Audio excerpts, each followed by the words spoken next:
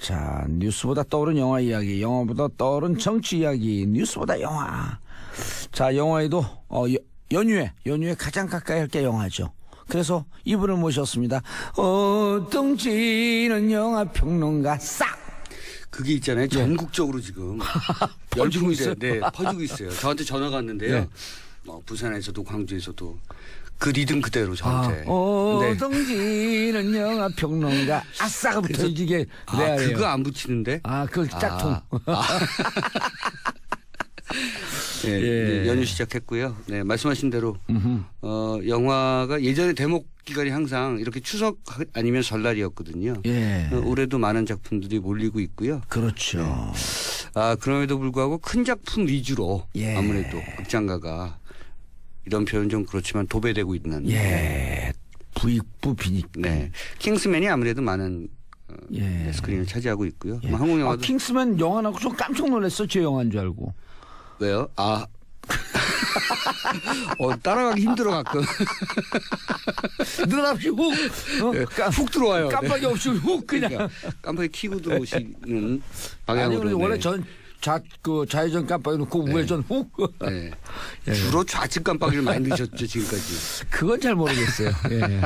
양쪽 다 키면 사람들이 비상등으로 생각하거든요. 그렇죠. 그건 네. 아니에요. 양쪽 다 키면 직진 깜빡이에요 그냥.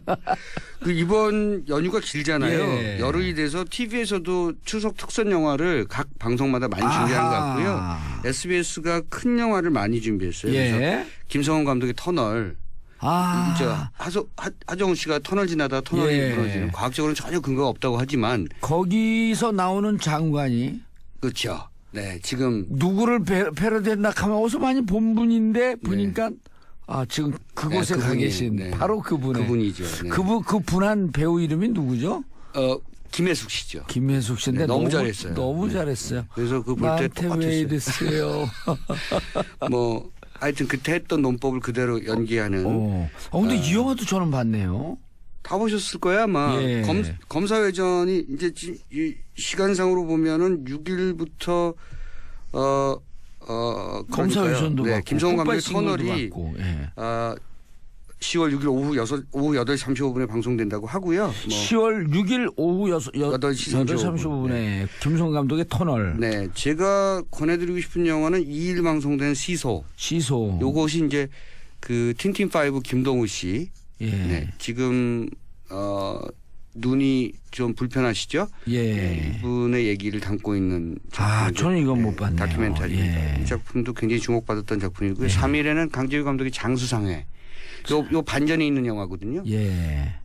박근영 씨가 워낙 그 연기력이 출중하신 분이잖아요. 예. 젊으셨을 때부터 이제 연극 배우로 탄탄하게 연기력을 쌓으신 분이고 종종 영화에서 예전에 가졌던 기량을 다시 보이시는데요. 요때 장수상회 하고 그랜드파더라는 영화 찍으셨죠. 예. 그게 이제 그랜드파더 같은 경우는 테이큰을 좀 한국화시킨 그런 작품이어서 리암 니슨의 탄생, 한국의 리암 니슨의 탄생 이런 표현을 좀 들으셨는데 어쨌든 박근영 씨 주연의 장수상회가 3일날 또 방영이 되고 굿바이 싱글이라는 작품 그리고 검사외전. 굿바이 싱글 누가 주연했죠? 김혜수 마동탁. 네. 맞아요. 네, 이렇게 나왔었죠. 굿바이 싱글이 아주 그렇죠. 굿바이 싱글 김혜수 씨가 아주 유명 배우인데 네, 그렇죠. 임신하면서 느닷없이 임신한 걸 밝히죠. 네, 임신이 아니지만 예. 그 임신서를 얘기하면서 예. 그리고 이제 새로운 유사 가족, 의사 가족, 새로운 딸을 드리는 거죠. 다 큰 청소년인데요. 네, 그런 관계가 설정되면서 펼쳐지는 연예계 얘기 그리고 가족 드라마. 예. 아마 추석에 보시기에 적절한 코미디 영화가 아닌가. 예. 매우 흥미롭게 봤고요. 요 그 작품이 사실은 개봉 당시에 기대 이상으로 흥행을 해서 많이 흥행이 꽤 많이 봤죠. 그렇죠. 연예계 뒷얘기도 또 많이 솔선찮게 나와서요. 솔찬게 나와서 많은 분들에게 인기를 모았던 작품입니다. 굿바이 싱글 한 2년 됐는데요. 네, 이 작품도 그 방송을 통해서 다시 한번 보시기 바랍니다. 7일에는 검사회전. 네. 예, 누가 주연한 거죠? 강동원이죠. 예, 강동원과 또 검사로 나왔던 분은 누구죠? 황정민이죠, 검사. 예, 황정민. 네.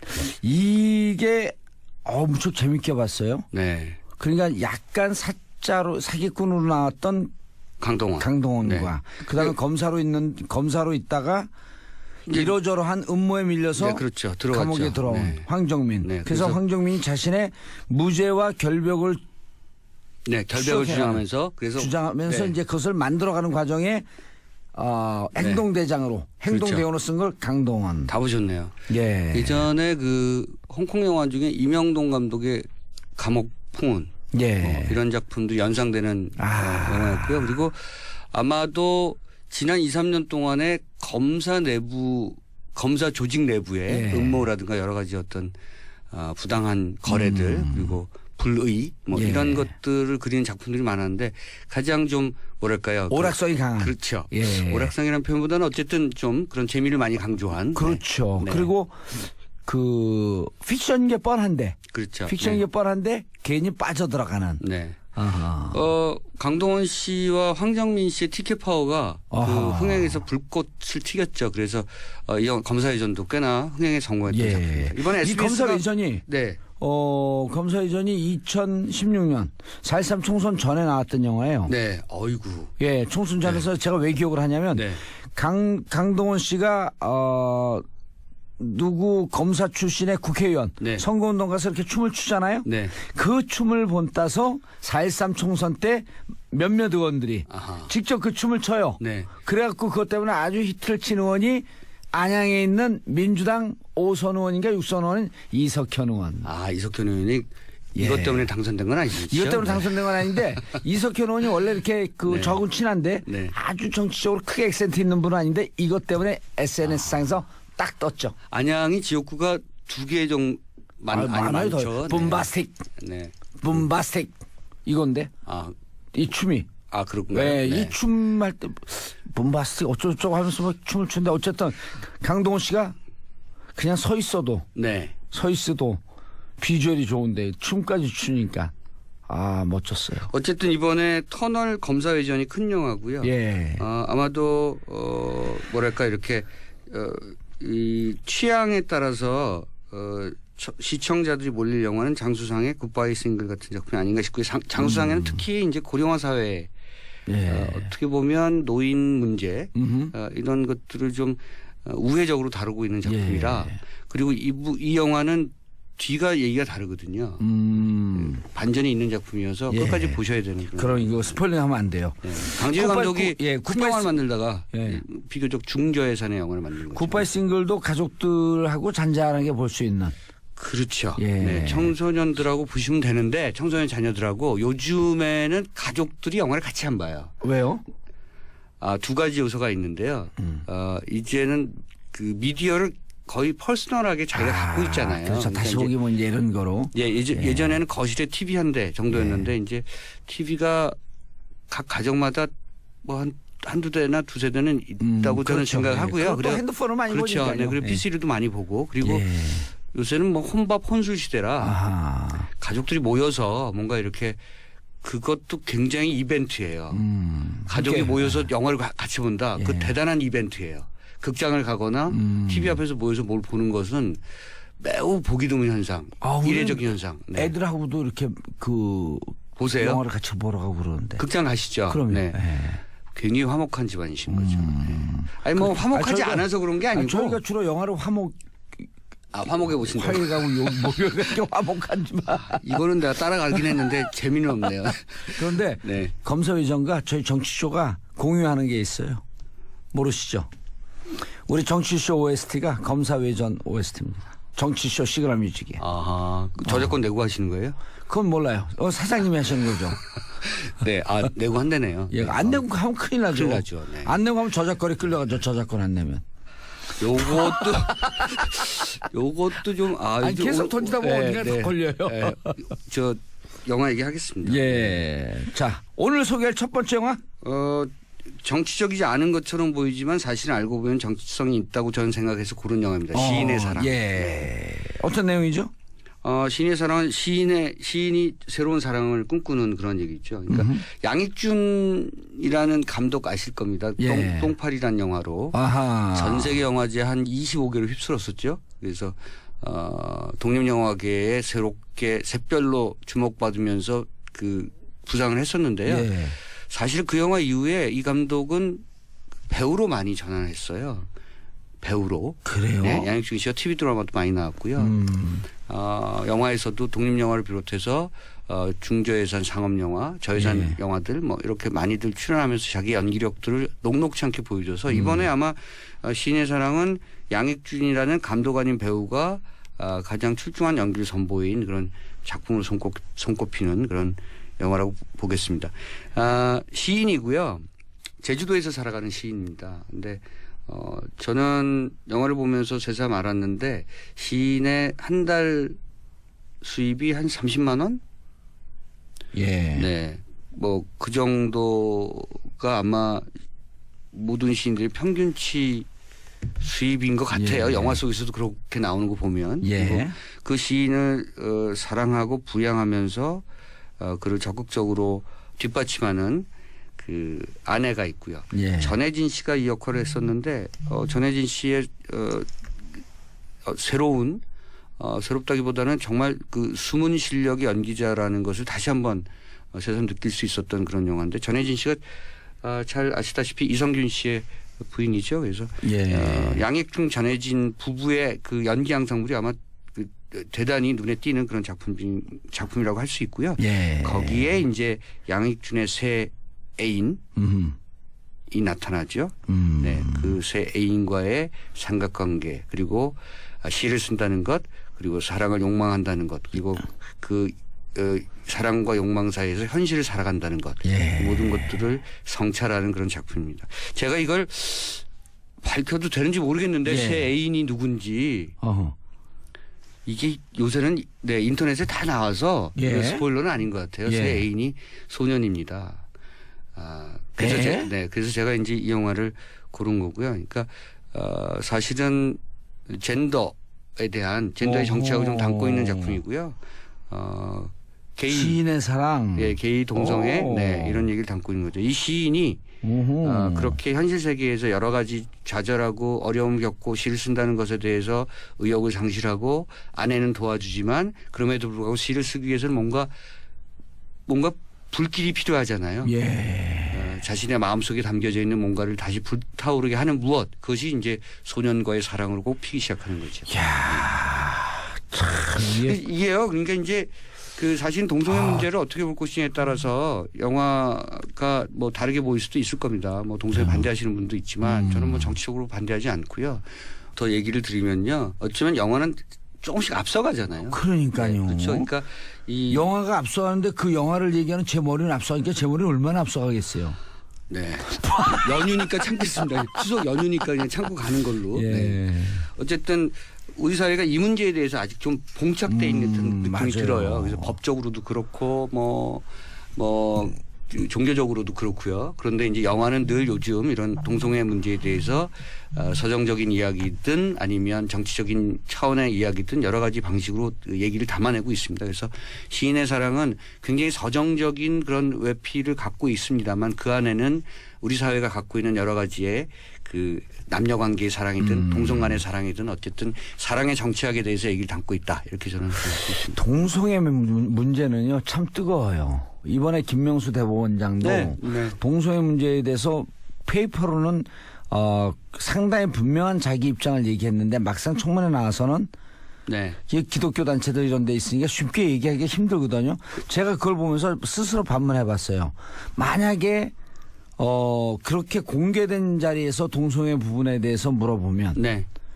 어떻게 할 것이냐. 저는 공직자가 될 리도 없고 예. 될 생각도 없으니까 뭐 저는 얘기하겠죠. 저는 동성애 문제에 대해서 뭐 반대하지 않는다 이렇게 얘기하겠습니다만 예. 워낙 그 종교 쪽에서의 반발이 만만치 그럼요. 않으니까 네. 뭐 우리 사회의 여러 가지 이견 중에 하나겠죠.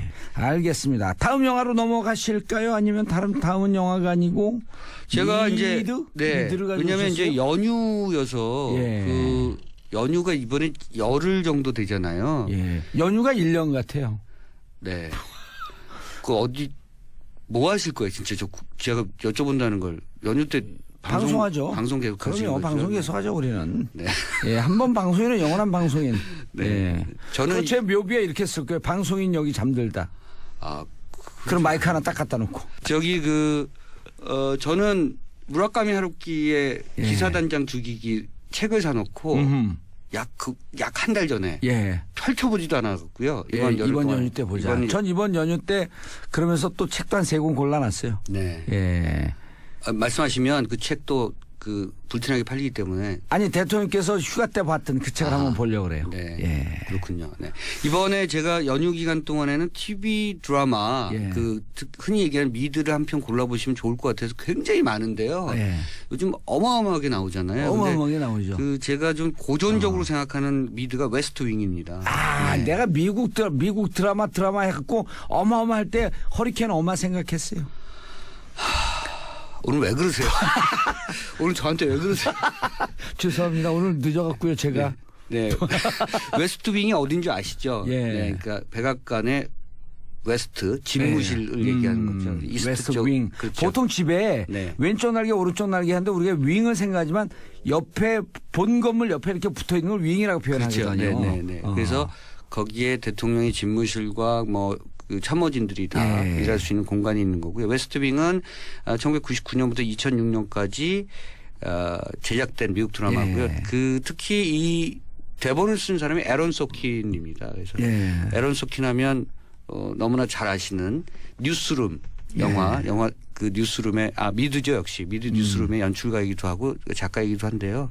현존하는 미국 할리우드의 최고의 시나리오 작가라고 불리는 사람이 에런 소킨이고 제가 볼 때는 정치 드라마나 사회 드라마를 가장 잘 쓰는 사람입니다. 미알 최작. 네. 미국 할리우드 최고의 작가 미알 최작. 미알 최작. 오늘 미리 말씀하시죠. 이런 분위기를 계속 간다는 거. 어쨌든 제가 웨스트윙을 고른 이유 중에 하나는 미국 하원 의장이 예. 그러니까 권력 서열이 꽤 높아요. 그럼요. 예, 그래서 이제 대통령의 유고시, 뭐 부통령의 유고시, 뭐 아마 그 세 번째가 아마 하원 의장으로 제가 알고 있습니다. 그러니까 웨스트윙 시즌 4쯤에 예. 이 대통령 역을 맡은 마틴 신, 그러니까 이 웨스트윙의 대통령이 사실은 병이 있습니다. 그래갖고 등등등등 여러 가지를 상정하면서 유고 상황을 설정해서 하원 의장과 면담하는 장면이 나와요. 근데 하원 의장이 공화당입니다. 이 웨스트윙의 대통령은 민주당 출신이고요. 예. 근데 서로 권력 서열을 권력 서열 3인자쯤과 얘기하는 그리고 자기의 상대당과 얘기하는 그 태도가 너무나 제가 신선했었어요. 제가 그 당시에 이 웨스트윙을 볼 때도 이 사람들은 그냥 백악관에 꽂아놔도 내지는 뭐 하원이든 상원이든 어디 해놔도 이 연기자들은 그대로 정치를 할 수 있다고 생각할 만큼 그럴 정도로 싱크로율 완벽하게 100% 연기를 하거든요. 대단한 연기력을 선보이는데 다들 어쨌든 그 대화의 그 모습이 계속 생각나는 게 예. 요즘 협치 때문에 그렇습니다. 한국판 웨스트윙 같은 영화가 나오게 되면 이런 드라마가 나오게 되면 거긴 제가 캐스티드 수동태. 캐스티드 되겠다. 예, 캐스티드 될 의향이 있어요. 네. 괜찮은 것 같은데. 예. 네. 어떤 역할을 하실지 모르겠지만. 이건 뭐 제 DNA니까 정치는. 네. 뭐를 해도 여기 착착착 나오죠. 네. 그리고 감독이 이렇게 하세요. 그러면 그렇게 하는 것이 아니라 이렇게 하는 게 맞아요. 그럼 감독이 저희 잘못을 용서해 주세요.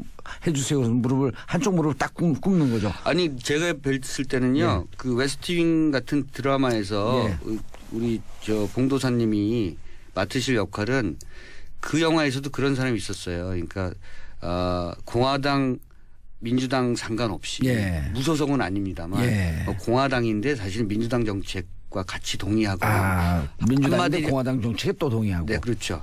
자기적 나쁜 의미가 아니고요. 어쨌든 독보적인 자기 정치라는 정치인 그런 역할 하시면 어울리실 것 같아요. 그렇죠. 그걸 이제 일반적으로 리베로라 그러죠. 네, 리베로. 예, 위치 없이 뛰는. 네, 그렇죠. 축구 용어. 예, 네, 그렇죠.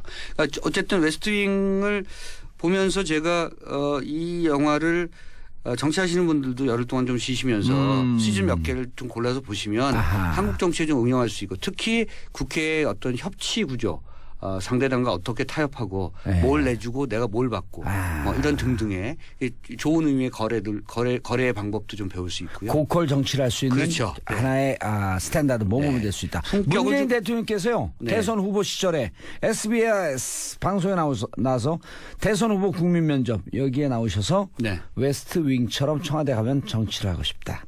는 말씀을 하셨어요. 보셨구나. 그러면 정치인들은 다 보죠. 근데 보지 않고 천리길을 가는 저 같은 경우는 안 봐도 다 압니다. 안 보셨군요. 안 봤죠. 말씀하신 걸로 보좌관과의 관계를 웨스트윙처럼 좀 본받고 싶다. 그러니까 격없이 대화하고 그리고 권위는 다 털고. 제가 웨스트윙에서 그냥 정치와 상관없는 그 에피소드를 잊어버리지 않는 예. 에피소드가 있는데 거기에 대변인이 CJ라는 이름의 여성입니다. 예. 키가 굉장히 커요. 음흠. 키가 굉장히 큰데 어느 날 백악관 그 경호원 예. 그 경호팀의 팀장이죠. 최근에 NCIS라는 미드에서 대장으로 나온 마크 해몬드인데요. 그 배우가 커요. 예. 근데 이제 대사가 뭐냐면 여자의 대사가 제가 오랜만에 여자가 된 것 같아요였어요. 그래서 제가 키 큰 여자는 키 큰 남자를 만나면 저런 느낌이 되겠구나 이런 거를 제가 그 대사가 여러 가지 잊혀지지가 함의도 않아요. 있는데 네. 모처럼 그러니까- 가슴이 뛰는 남자를 만났어요. 네. 그렇죠. 네.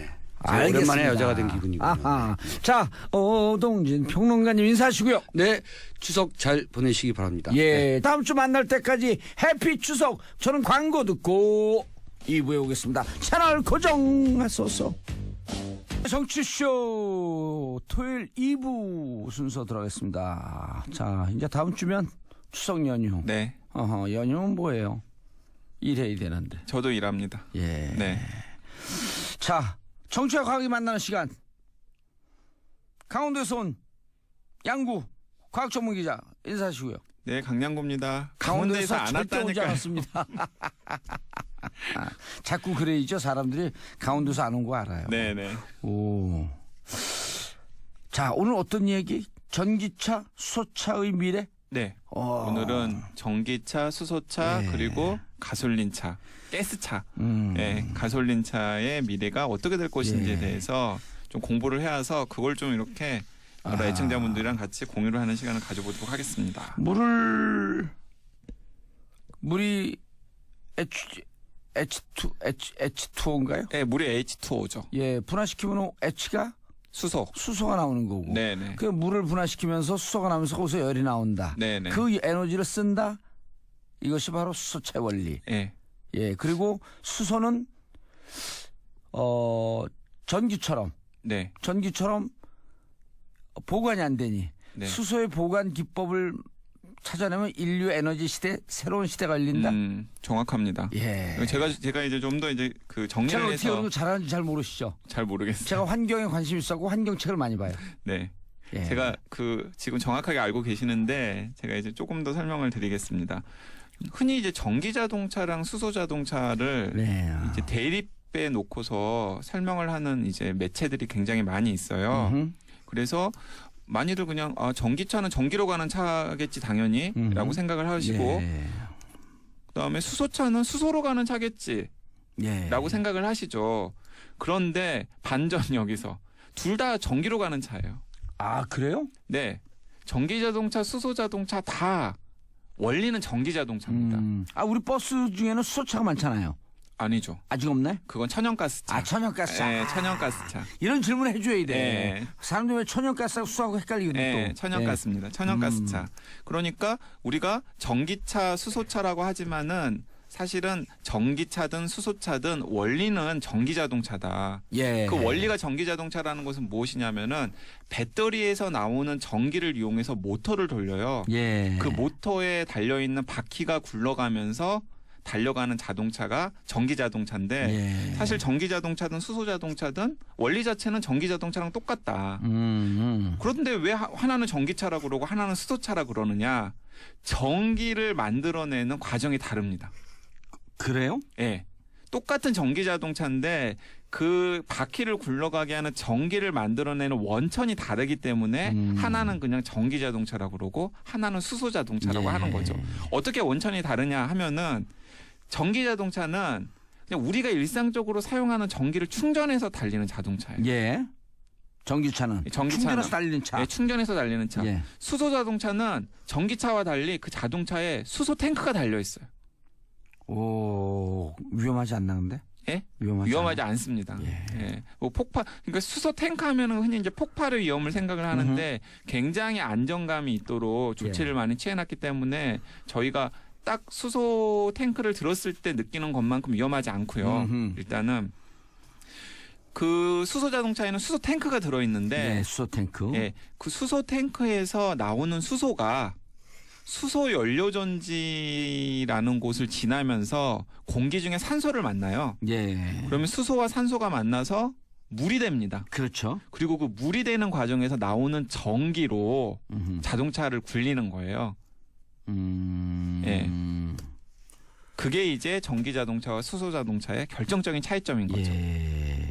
그러니까 전기 자동차는 수소 탱크 같은 게 필요가 없고. 없어요. 수소차는 수소 탱크가 있고. 네. 그러니까 전기 자동차는 충전 스테이션에서 전기 코드를 꽂아가지고 그 배터리를 충전해주고 달려가면 되고, 예. 수소 자동차 같은 경우는 수소를 넣어서 예. 그 수소가 자동차에 달려있는 수소 연료전지 발전기에서 공기 중에 산소와 만나서 물이 되는 과정에서 나오는 전기를 예. 이용하는 거죠. 예. 자, 그렇다면은 봉도사님 잘 아실 것 같은데 네. 지금 현재 수소 자동차파랑 전기 자동차파로 나눠가지고 막 싸우고 있거든요. 예. 왜 싸우고 있는 걸까요? 이거 어떤 장단점이 있는 걸까요? 글쎄요. 그건 잘 모르겠는데. 전기 자동차 같은 경우는 예. 지금 당장 우리가 사용하는 전기들을 사용할 수 있잖아요. 그렇죠. 그러니까 충전소만 곳곳에다 설치하면은 사실은 진입 장벽이 굉장히 낮죠. 그렇죠. 네, 우리가 평소에 사용하는 전기를 그대로 꽂아가지고 사용할 수 있으니까 예. 충전소만 적절히 도로 곳곳에 설치가 된다면 진입 장벽이 굉장히 낮습니다. 예. 근데 가장 큰 문제는 뭐냐면 배터리 용량이 아직 작아요. 그래서 지금 우리나라에서 팔리고 있는 가장 최신의 전기 자동차로도 한 번 충전을 해서 서울에서 부산까지 갈 수가 없는 걸로 저는 알고 있습니다. 그렇죠. 그럼 한 250km 정도 나온다 그러죠? 200에서 250km? 서울에서 부산까지요? 아니요. 서울에서 부산까지 이제 한 500km 가까이 되는 그렇죠. 거. 500km 가까이 근데 되는 한 번 거죠. 충전했을 때 한 200에서 250km 간다. 200에서 250 그리고 좀 더 좋은 자동차 같은 경우는 최대 340km, 350에 350km까지 정도까지 갈 수 있는 건데 그럼 한 번 충전해서 부산까지 못 가네. 부산까지는 못 가는 거죠. 예. 그런데 수소 자동차 같은 경우는 탱크에다가 수소를 넣는 거잖아요. 그러니까 탱크 용량만 크게 하면은 어디든지 갈 수 있다. 어디든지 장거리 주행이 가능한 거예요. 그러니까 지금 우리나라뿐만 아니라 전 세계적으로도 수소 자동차 개발에 가장 앞서고 있는 곳 중에 하나가 현대자동차인데 예. 현대자동차에서 만든 수소 자동차는 한 번 수소를 넣으면 500km 정도로 갈 수 있다 그래요. 부산까지는 쉽게 간다. 부산까지는 쉽게 가는 거죠. 예. 그래서 이제 그런 차이가 있는 겁니다. 근데 문제는 뭐냐면 전기는 지금 우리가 사용하고 있는 전기를 사용할 수 있기 때문에 이제 그것도 비용이 들긴 합니다만 전기 충전소를 설치하는 건 그렇게 크게 어려운 일이 아니라고 제가 그렇죠. 말씀드렸잖아요. 예. 근데 수소 같은 경우는 수소 충전소의 인프라를 설치하는 건 사실은 굉장히 쉬운 일은 아니에요. 그렇죠. 지금 가솔린이나 경유를 충전하는 주유소가 전국 곳곳에 있는 것과 비슷한 정도로 수소를 충전할 수 있는 수소 충전소를 전국 곳곳에다가 만들어야 되는데 일단은 그런 수소 인프라를 까는 것도 쉽지가 않을 뿐만 아니라 또 다른 하나는 그 수소를 만들어내는 것도 문제예요. 왜요? 수소를 만들어내는 것도 문제거든요.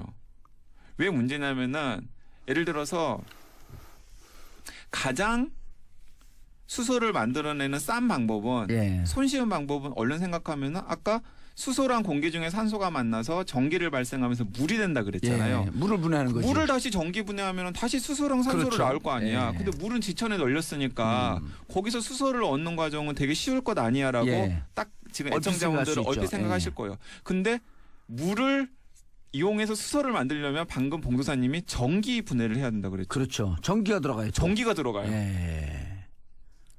여기서 이제 문제가 생기는 거예요. 비용이 많이 들어가요. 비용이 많이 들어가는 거예요. 그 전기를 어떻게 생산하는지에 따라서 수소를 만드는 비용이 많이 들어가는 거예요. 그래서 지금은 아직까지는 물을 전기분해해서 수소를 만드는 게 채산성이 없기 때문에 그런 방법을 사용하지 않고 지금은 천연가스 아까 말씀하셨죠. 그렇죠. 천연가스에서 수소를 뽑아내요. 천연가스가 화학식으로 하면은 CH4거든요. 예. 탄소 하나랑 수소 4개가 결합되어 있는 게 메탄이에요. 메탄가스, 그러니까 천연가스예요. 그래서 거기서 수소를 뽑아내는 겁니다. 예. 그게 이제 전기를 분해하는 것보다 훨씬 더 싸게 먹히는 거예요. 그럼 여기서 이제 문제가 생기는데 그렇다면 우리가 수소 자동차에서는 수소는 산소와 결합해서 물만 나오니까 예. 공해 물질이 전혀 배출되지 않잖아요.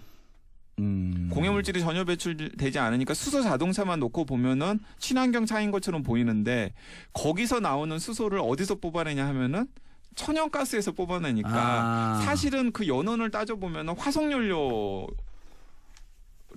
굉장히 이제 화석연료의 자식인 거죠. 그 수소는. 그리고 예를 들어서 물을 전기 분해한다고 하더라도 예. 그 물을 전기 분해할 때 사용하는 전기를 석탄 화력 발전소에서 생산한 전기나 원자력 발전소에서 생산한 전기를 사용을 한다 그러면은 그것도 이제 사실은 깨끗한 수소라고 할 수는 없는 상황이 되는 거고요. 똑같은 문제는 전기 자동차에도 있습니다. 예. 그러니까 전기 자동차에 충전하는 전기를 지금 우리나라에서 사용하는 전기의 대부분은 다 석탄 화력 발전소랑 원자력 발전소 나오는 전기잖아요. 예. 그런 전기를 사용한다 그러면 사실은 전기 자동차가 도로를 다닐 때는 뭐 미세먼지 같은 거 안 나와요. 예. 그러나 전기를 생산할 때 전기를 생산하는 과정에서 발전소로 하게 되면 미세먼지가 나오고 공해의 원인이 되고 있고 원자력 발전소가 되면은 이제 원자력 발전소가 안고 있는 여러 가지 문제점들을 그 전기 자동차가 사용하는 전기도 똑같이 안게 되는 거죠. 그래서 태양열 친환경 에너지로 만드는 전기를 만들어 갖고 전기차를 굴릴 때 진정한 환경에 조응하는 거다. 맞습니다. 근데 여기서 이제 또 포인트가 있는데 뭐냐면은 그 제가 현대자동차에서 수소자동차를 개발하는 연구원이랑 인터뷰를 하다가 여쭤보니까는 지금 현대자동차에서 만든 수소자동차가 우리나라에서도 별로 관심을 못 받고 예. 전 세계적으로도 뭐 일론 머스크의 테슬라의 전기자동차 이런 것처럼 관심을 못 받고 있는데 혹시 관심이 있는 나라들이 있냐 그랬더니 의외로 덴마크 같은 나라에서 현대자동차에서 개발한 수소자동차를 수입해가지고 막 관심을 보이고 있대요. 예. 그래서 제가 물어봤어요. 아니 덴마크에서 왜 현대자동차에서 만든 수소자동차에 관심을 보입니까? 라고 여쭤봤더니 강 기자 덴마크는 전기의 상당수를 풍력발전으로 생산하잖아요. 자 여기서는 그런 시나리오를 그리고 있는 겁니다. 덴마크 같은 나라는 풍력발전의 장점은 바람으로 전기를 생산하기 때문에 전기를 생산하는 과정에서 깨끗한 전기를 생산할 수 있잖아요. 예. 근데 문제는 뭐냐면 바람이 세게 불 때가 있고 바람이 안 불 때가 있잖아요. 있고, 예. 그러니까 바람이 세게 불 때는 전기가 막 나오는 거죠. 예. 근데 바람이 약하게 불 때는 전기가 안 나오는 겁니다. 그러니까 덴마크 같은 경우에는 바람이 세게 불 때 전기가 나오면 그 전기의 일부를 가지고 예. 물을 전기 분해해서 수소를 예. 저장해 놓는다는 거예요. 아, 수소 저장 기술이 생겼나 보죠, 이제. 아니 수소는 그냥 수소만 만들면은 저장을 할 수 있으니까. 예. 그리고 그건 오랫동안 보관할 수도 있고 심지어는 여기저기 이동도 할 수 있으니까. 그렇다면은 그렇게 풍력 발전에 남은 전기로 물을 분해해서 만든 수소를 이용해서 그 수소로 수소 자동차를 굴리면 깨끗한 전기를 생산하는 것부터 시작해서 도로 위에 깨끗한 친환경 자동차를 굴리는 것까지 확 이렇게 일사불란하게 연결이 되니까 이제 문제가 이제 덴마크 같은 곳에서 현대자동차에 수소자동차에 되게 관심을 가지는 거죠. 실질적으로 이게 지금 덴마크 같은 경우는 기술이 좀 첨단화되어 있는 거 아니에요? 그러니까 덴마크 같은 경우에는 이제 풍력 발전의 비중이 워낙에 높기 때문에 이제 그런 국리를 하는 거죠.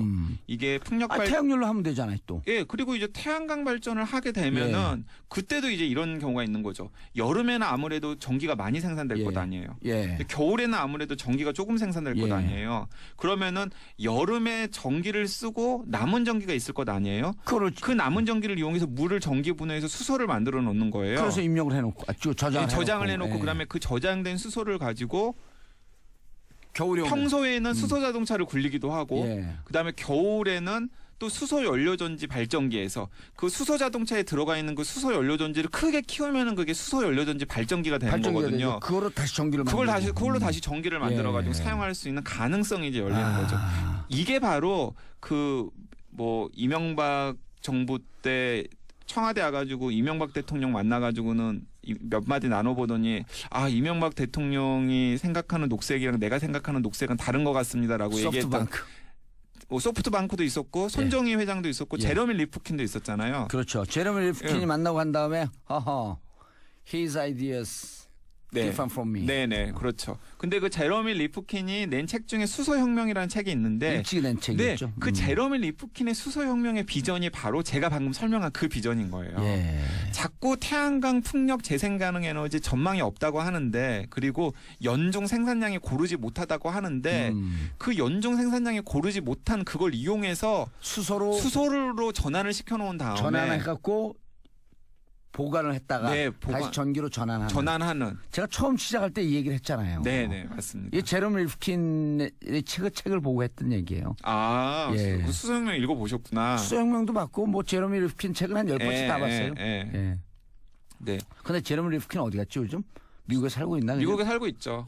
아니 그리고 최근에 또 한국 잠깐 들어온 것 같던데요. 들어오려고 하는 것 같던데요. 그 이후로 공감 시대 이후로 책을 안 쓴 것 같은데 또 썼나요? 아니요, 책은 또 안 쓰고 요즘에 계속 이제 전 세계 다니면서 강연 다니고 액션 플랜 하고 있죠. 컨설팅하고 뭐 그런 것 같습니다. 제가 그 지난 여름에 제러미 리프킨이 로마시로부터 용역을 받았고 로마를 친환경 도시로 만드는 1단계, 2단계, 3단계 전략을 했고 로마를 개발하는 것을 직접 보기 위해서 로마로 휴가 갔다 왔잖아요. 정말이요? 네, 진짜예요. 사람들이 제가 놀러 가는 줄 알았는데 이게 대한민국의 미래를 보기 위해서 로마. 그 제러미 리프킨하고 제가 그 중국의 훈춘에서 그 세미나 할 거예요. 진짜요? 그럼요.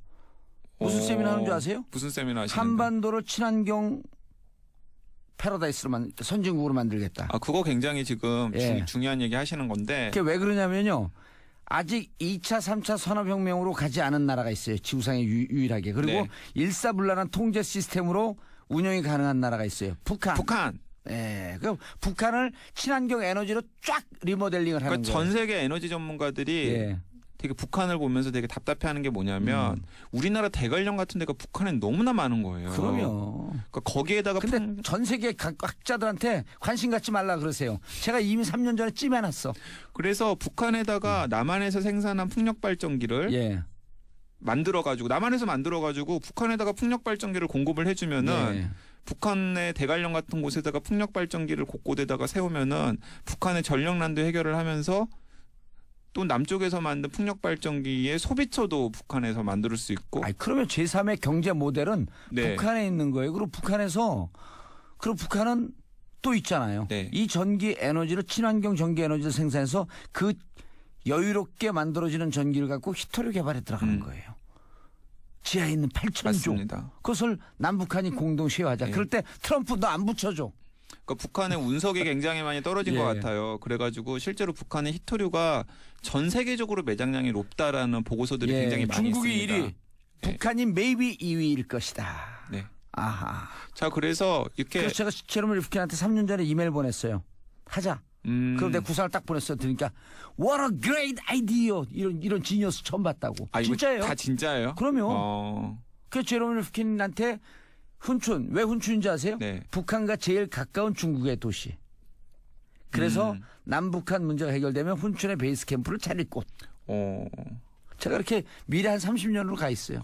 앨런 머스크처럼 저는 사기는 안 쳐요. 제가 대단한 분이랑 지금 이런 대화를 나누고 있는데 이런 얘기 어디 가서 하면은 사람들이 잘 모르니까 또 저 정봉주 헛소리 하나 보나 헛소리 하는가 보다 하는데 강양구 기자가 과학적 지식이 있으니까 이해하는 거예요. 네, 맞습니다. 그래서 지금 이제 그런 전기차, 수소차 그리고 뭐 휘발유 경유 자동차의 미래는 어떻게 될 것인가.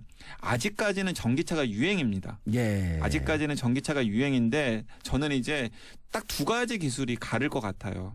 하나는 뭐냐면 과연 전기차가 수소 자동차나 휘발유 자동차를 능가할 만큼의 배터리 기술이 발전할 수 있을 것인지. 근데 한계가 있을 것 같아요. 왜냐하면은 배터리 용량이 커지려면 배터리가 무거워져야 되거든요. 근데 자동차가 무거워지는데 한계가 있잖아요. 예. 자동차가 무거워지면은 속도를 빨리 못 내고 그렇죠. 어쨌든 여러 가지 비효율적인 측면들이 예. 있는 거죠.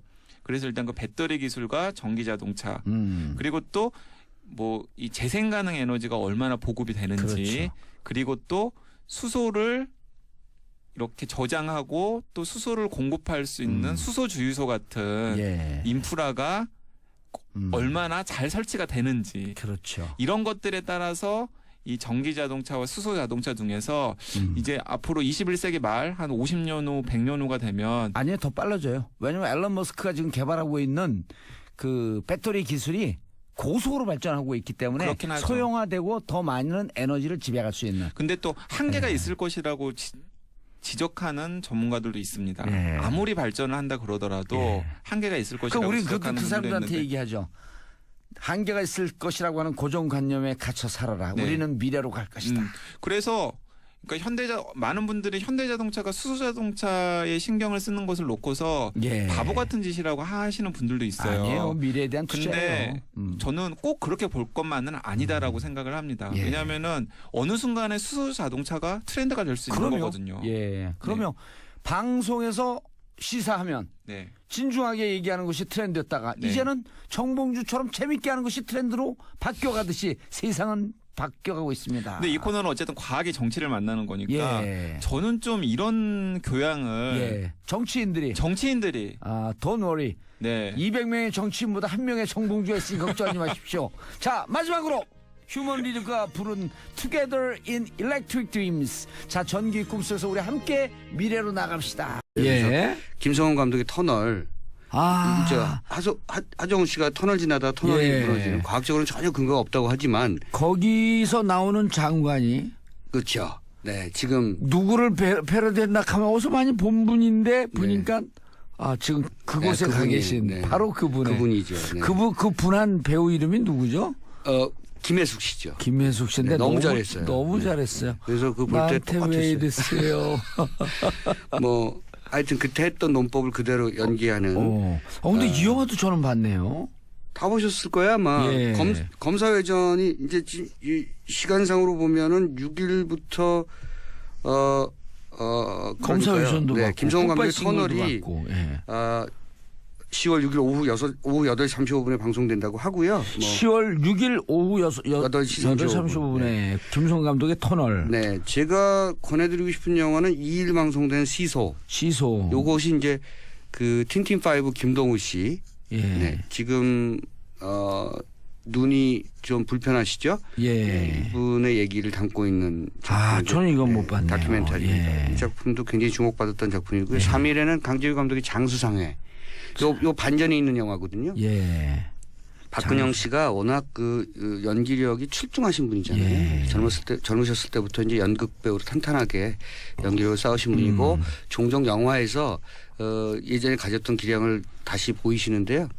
요때 장수상회 하고 그랜드파더라는 영화 찍으셨죠. 예. 그게 이제 그랜드파더 같은 경우는 테이큰을 좀 한국화시킨. 자, 뉴스보다 떠오른 영화 이야기, 영화보다 떠오른 정치 이야기, 뉴스보다 영화. 자, 영화에도 연휴에 가장 가까이 할 게 영화죠. 그래서 이분을 모셨습니다. 덩치는 영화 평론가 싹. 그게 있잖아요. 전국적으로 지금 퍼지고 있어요. 네, 퍼지고 있어요. 저한테 전화가 왔는데요. 네.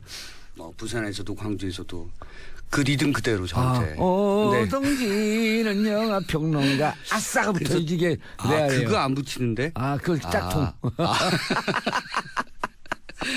네, 예. 연휴 시작했고요. 네, 말씀하신 대로 영화가 예전에 대목 기간이 항상 이렇게 추석 아니면 설날이었거든요. 예. 올해도 많은 작품들이 몰리고 있고요. 그렇죠. 그럼에도 불구하고 큰 작품 위주로 예. 아무래도 극장가가 이런 표현 좀 그렇지만 도배되고 있는. 예. 부익부 비니까. 네. 킹스맨이 아무래도 많은 예. 스크린을 차지하고 있고요. 예. 뭐 한국 영화도 킹스맨 영화 나고 좀 깜짝 놀랐어. 제 영화인 줄 알고. 왜요? 따라가기 힘들어 가끔. 느닷없이 훅. 훅 들어와요. 깜빡이 없이 훅 그냥. 그러니까 깜빡이 키고 들어오시는 아니, 방향으로. 원래 좌회전 깜빡이 놓고 우회전 훅. 네. 예. 주로 좌측 깜빡이를 많이 넣으셨죠 지금까지. 그건 잘 모르겠어요. 예. 양쪽 다 키면 사람들이 비상등으로 생각하거든요. 그렇죠. 그건 네. 아니에요. 양쪽 다 키면 직진 깜빡이에요, 그냥. 그 이번 연휴가 길잖아요. 예. 열흘이 돼서 TV에서도 추석 특선 영화를 각 방송마다 많이 준비하는 것 같고요. SBS가 큰 영화를 많이 준비했어요. 예. 작품이어서 리암 니슨의 탄생, 뭐 한국의 리암 니슨의 탄생 이런 표현 좀 들으셨는데 어쨌든 박근영 씨 주연의 장수상해가 3일날 네. 또 방영이 되고 굿바이 싱글이라는 작품 그리고 검사 외전 굿바이 싱글 누가 주연했죠? 김혜수 마동탁 네. 맞아요. 네, 이렇게 나왔었죠. 굿바이 싱글이 아주 그렇죠. 굿바이 싱글 김혜수 씨가 아주 유명 배우인데 네, 그렇죠. 임신하면서 느닷없이 임신한 걸 밝히죠. 네, 임신이 아니지만 예. 네. 그 임신서를 얘기하면서 예. 네. 그리고 이제 새로운 뭐랄까 유사 가족, 의사 가족 예. 새로운 딸을 드리는 거죠. 다 큰 청소년인데요. 네, 그런 관계가 설정되면서 펼쳐지는 연예계 얘기 그리고 가족 드라마. 예. 아마 추석에 보시기에 적절한 코미디 영화가 아닌가. 예. 매우 흥미롭게 봤고요. 요 그 작품이 사실은 개봉 당시에 기대 이상으로 흥행을 해서 많이 흥행이 꽤 많이 봤죠. 그렇죠. 연예계 뒷얘기도 또 많이 솔솔찮게 나와서요. 솔찬게 나와서 많은 분들에게 인기를 모았던 작품입니다. 예. 굿바이 싱글 한 2년 됐는데요. 예. 네, 이 작품도 그 방송을 통해서 한번 다시 한번 보시기 바랍니다. 7일에는 검사회전. 검사회전. 네. 예, 누가 주연한 거죠? 강동원이죠. 예, 강동원과 또 검사로 나왔던 분은 누구죠? 황정민이죠. 검사. 예, 황정민. 네. 이게 무척 재밌게 봤어요. 네. 그러니까 약간 사기꾼으로 나왔던 강동원. 강동원과 그다음에 검사로 있다가 이러저러한 음모에 밀려서 네, 그렇죠. 들어갔죠. 감옥에 들어온 네. 황정민. 네, 그래서 황정민이 자신의 붐바스틱 네. 이건데 이 춤이. 그렇군요. 네, 네. 이 춤 할 때 붐바스틱 어쩌고저쩌고 하면서 막 춤을 추는데 어쨌든 강동원 씨가 그냥 서 있어도 비주얼이 좋은데 춤까지 추니까 멋졌어요. 어쨌든 이번에 터널 검사회전이 큰 영화고요. 예. 아마도 뭐랄까 이렇게 이 취향에 따라서 시청자들이 몰릴 영화는 장수상의 굿바이 싱글 같은 작품이 아닌가 싶고요. 장수상에는 특히 이제 고령화 사회 어떻게 보면 노인 문제 이런 것들을 좀 우회적으로 다루고 있는 작품이라 그리고 이 영화는 뒤가 얘기가 다르거든요. 반전이 있는 작품이어서 끝까지 보셔야 되는 그럼 이거 스포일링 하면 안 돼요. 네. 강진호 감독이 큰 영화를 만들다가 예. 비교적 중저예산의 영화를 만드는 거죠. 굿바이 싱글도 가족들하고 잔잔하게 볼 수 있는. 그렇죠. 예. 네, 청소년들하고 보시면 되는데 청소년 자녀들하고 요즘에는 가족들이 영화를 같이 안 봐요. 왜요? 두 가지 요소가 있는데요. 이제는 그 미디어를 거의 퍼스널하게 자기가 갖고 있잖아요. 그렇죠. 그러니까 다시 보기 뭐 이런 거로. 예전에는 거실에 TV 한 대 정도였는데 이제 TV가 각 가정마다 뭐 한두 대나 두세 대는 있다고 저는 그렇죠. 생각하고요. 그리고 또 핸드폰을 많이 그렇죠. 보니까요. 네, 그리고 PC로도 많이 보고 그리고 예. 요새는 뭐 혼밥 혼술 시대라 가족들이 모여서 뭔가 이렇게 그것도 굉장히 이벤트예요. 가족이 모여서 영화를 같이 본다. 그 대단한 이벤트예요. 극장을 가거나 TV 앞에서 모여서 뭘 보는 것은 주제와 결벽을 주장하면서 그래서 이제 그것을 만들어가는 과정에 행동대장으로 행동대원으로 쓴 걸 강동원. 다 보셨네요. 예. 예전에 그 홍콩 영화 중에 임영동 감독의 감옥 풍운 이런 작품도 연상되는 영화였고요. 그리고 아마도 지난 2, 3년 동안에 검사 조직 내부의 음모라든가 여러 가지 어떤 부당한 거래들 그리고 불의 이런 것들을 그리는 작품들이 많았는데 가장 좀 뭐랄까요. 오락성이 강한. 그렇죠. 예. 오락성이라는 표현보다는 어쨌든 좀 그런 재미를 많이 강조한. 그렇죠. 네. 그리고 그 픽션계 뻔한데. 그렇죠. 픽션계 뻔한데 괜히 빠져들어가는. 네. 아하.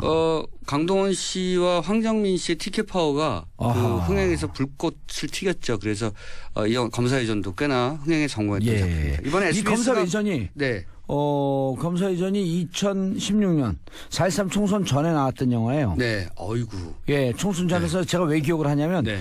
강동원 씨가 누구 검사 출신의 국회의원 네. 선거운동 가서 이렇게 춤을 추잖아요. 네. 그 춤을 본따서 4.13 총선 때 몇몇 의원들이 아하. 직접 그 춤을 춰요. 네. 그래갖고 그것 때문에 아주 히트를 친 의원이 안양에 있는 민주당 5선 의원인가 6선 의원인 이석현 의원. 아, 이석현 의원이 예. 이것 때문에 당선된 건 아니죠? 이것 때문에 당선된 건 아닌데 이석현 의원이 원래 이렇게 그 네. 저하고는 친한데 네. 아주 정치적으로 크게 액센트 있는 분은 아닌데 이것 때문에 SNS상에서 딱 떴죠. 안양이 지역구가 2개 정도 많아요, 많죠. 더.